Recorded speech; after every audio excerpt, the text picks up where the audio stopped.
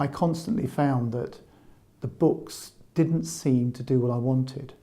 And I suppose I kind of reached back into the past often, and I started creating my own materials because I looked back to my primary education. I thought, well, when I was being taught maths, I did actually know how to do long division.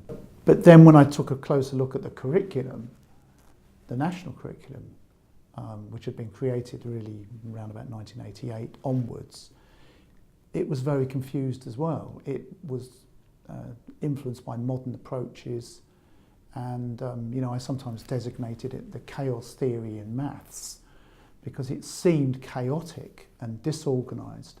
And when I started organising material myself, I found the children learned things much better. They were able to understand.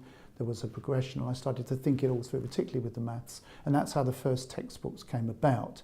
When I went into W.H. Smith's, I think I've told this anecdote many times, but the book manager there was very annoyed with me one day, and she said to me, "You keep complaining about the number of books, or the poor books we have on our shelves."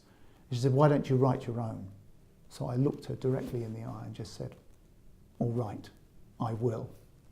Will you sell them?" And she said, "Okay."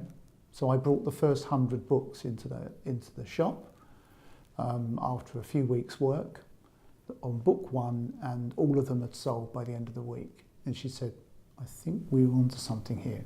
And that led to a deal with W.H. Smith.